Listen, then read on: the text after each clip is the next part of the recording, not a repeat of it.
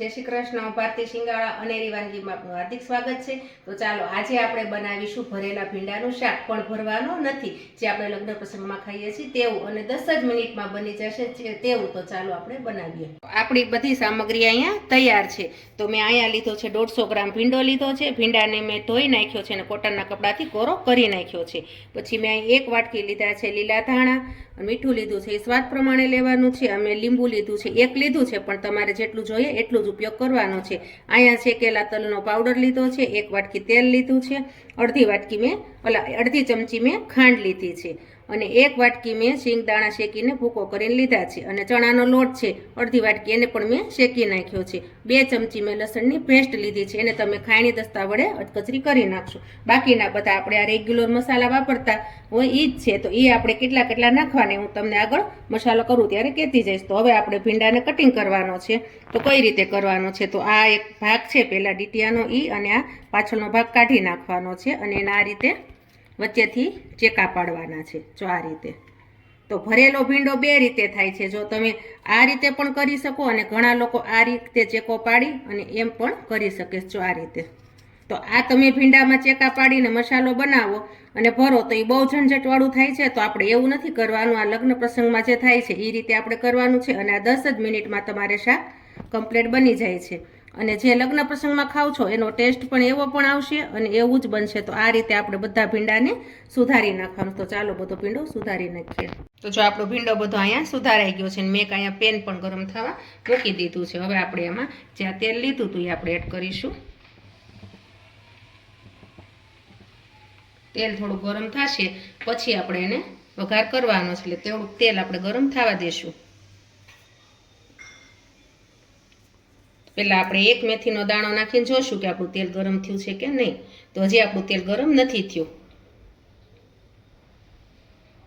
તો અહીંયા આપણું તેલ ગરમ થઈ ગયું છે। તો આપણે એમાં જો 5 થી 6 દાણા મેથીના નાખ્યા છે। મેથી તતડી જશે એટલે આપણે એમાં અડધી ચમચી હિંગ નાખીશું। જો અડધી ચમચી હિંગ નાખી છે, અને હવે આપણે આ ભીંડો એડ કરી દેવાનો છે। હવે આપણે એમાં સ્વાદ પ્રમાણે મીઠું નાખવાનું છે। તો તમારા ઘરે કેવું ખાતા હોય એ પ્રમાણે તમે નાખજો। ખારું ખાતા હોય તો વધુ, અને મીડિયમ ખાતા હોય તો એ રીતે। અડધી ચમચી હળદર નાખીશું। હવે આપણે એને મિક્સ કરી દેવાનું છે સારી રીતે। અને મેથીના 5 થી 6 દાણા નાખવાથી ને શાકમાં સ્વાદ બહુ મસ્ત આવે છે। એટલા માટે તમે આખી મેથી નાખજો વઘારમાં। ઘણા લોકો રાઈ નાખતા હોય, જીરું નાખતા હોય, પણ મેથી નાખવાથી ને બહુ મસ્ત સ્વાદ આવે છે, અને જે તમે લગ્ન પ્રસંગમાં ખાવ છો ને એવું જ આ ભીંડાનું શાક લાગે છે। તો જો આપણે હળદર મીઠું એકદમ મસ્ત રીતે બધામાં ચડી ગયું છે। તો હવે આપણે આને 10 મિનિટ સુધી ઢાંકીને રહેવા દેવાનું છે। તો આપણે આને ઢાંકીને 10 મિનિટ રહેવા દઈને મીડિયમ ગેસ કરી નાખવાનો છે। તો શાક આપણે 10 મિનિટ ચડવા મૂકી દીધું છે। ત્યાં સુધીમાં આપણે એનો મસાલો બનાવવાનો છે। તો મસાલામાં જે આપણે શીંગદાણા લીધા છે ભૂકો કરીને એ છે, ત્યાર પછી તલ છે, ચણાનો લોટ શેકેલો છે, ચણાનો લોટ શેકીને જ લેવાનો છે, કાચો નહીં લેતા, કારણ કે કાચો લોટ લેશો ને તો એનો સ્વાદ બરોબર નહીં આવે। શેકીને લેશો તો એનો સ્વાદ બરોબર આવશે। તો આપણે લસણ ખાંડેલું હતું એ લસણ લઈ લીધું છે, અને મીઠું તમારે સ્વાદ પ્રમાણે નાખવાનું છે, અને ખાંડ આપણે અડધી ચમચી લીધી હતી એટલી ખાંડ નાખી દેશું। ત્યાર પછી આપણે આ કોથમરી નાખજો તો એનાથી સ્વાદ બહુ મસ્ત આવશે। હવે અત્યારે હું આમાં અડધું લીંબુ નાખું છું। પછી જો તમારા ઘરે જો વધુ ખટાશ ખાતા હોય તો તમે એમાં વધુ પણ લીંબુ એડ કરી શકો છો।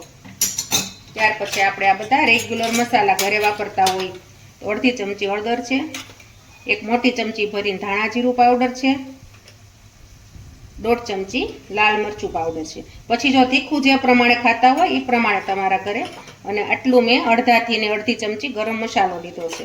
તો ગરમ મસાલો મેં આટલો જ નાખ્યો છે, કારણ કે બહુ તમે નાખશો તો તમને એસિડિટી થશે એટલા માટે। હવે આને આપણે મિક્સ કરી દેવાનું છે। તો જો આપણે આ ભરેલા ભીંડાનું શાક કરે એ જ મસાલો આપણે છે, પણ આપણે એમાં ભરવાની ઝંઝટ વગર બનાવ્યું છે। એકદમ આ રીતે હાથ વડે એને મિક્સ કરવાનો છે। અને આ મસાલો તમારે 10 થી 15 દિવસ સુધી ફ્રીજમાં સ્ટોર કરીને રાખવો હોય તો પણ તમે રાખી શકો છો। જો તમારે સ્ટોર કરવો હોય તો એમાં તમે આ કોથમરી નહીં એડ કરતા અને લીંબુની બદલે તમે આમચૂર પાવડરનો ઉપયોગ કરજો, તો તમારે 10 થી 15 દિવસ સુધી આ મસાલો તમે સ્ટોર કરી શકો છો અને બધા ભરેલા શાકમાં તમે ઉપયોગ કરી પણ શકો છો. તો જો આપણે આ એકદમ મસ્ત આપણે મસાલો તૈયાર થઈ ગયો. તો આવો કરવાનો છે મસાલો. હવે આપણે જોઈ લેશું કે આપણે ભીંડાને 10 મિનિટ ચડવા રાખ્યો તો આપણે ચડ્યો છે કે નહીં. તો જો મસ્ત રીતે આપણો ભીંડો ચડી ગયો છે.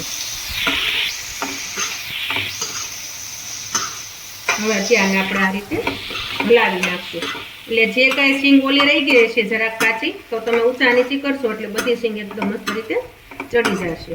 અને તમારે એને ચેક કરવો હોય કે આપણો ભીંડો ચડી ગયો તો કઈ રીતે, તો આ રીતે ચમચા વડે એને દબાવી જોવાનું છે. તો જરાક હજી વાર છે, તો હજી તમે આને 5 મિનિટ સુધી ચડવા રાખી દેવાનું છે. તો હવે આને 5 મિનિટ ચડવા દઉં એટલે આપણો ભીંડો તૈયાર.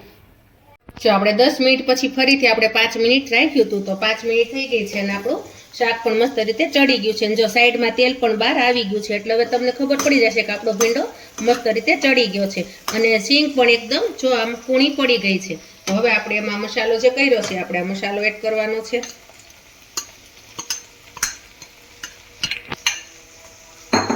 હવે એને આપણે આ રીતે મિક્સ કરી દેવાનું છે. જો જોઈને જ તમને મોઢામાં પાણી આવે એટલું મસ્ત આપણું આ ભરેલા ભીંડાનું શાક તૈયાર છે. પણ ભરેલો નથી, જે આપણે લગ્ન પ્રસંગમાં ખાવશો એવો જ આ ભીંડો થશે.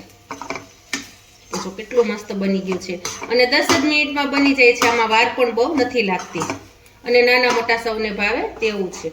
જો આ પૂરી વાળી પણ તમે ખાઈ શકો છો, રોટલી વડે પણ તમે આને ખાઈ શકો છો. હવે આપણે મસાલો મિક્સ કરી દીધો છે. હવે આપણે આને 2 મિનિટ સુધી પાછું ઢાંકીને રહેવા દેશું, એટલે મસાલો આપણો મસ્ત રીતે બધો સેટ થઈ જશે અંદર. તો આપણે જો આને 2 મિનિટ રહેવા દીધું હતું, તો જો 2 મિનિટ આપણે સેટ થવા મૂકી હતું, સેટ પણ મસ્ત રીતે થઈ ગયું છે અને જો સાઈડમાં તેલ પણ ઉપર આવી ગયું છે. તો હવે આપણે આને આ રીતે મિક્સ કરી લેવાનું છે.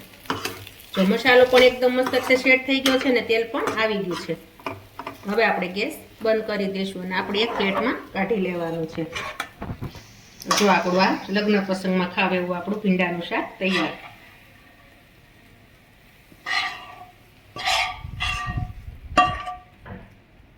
આપણું શાક તૈયાર.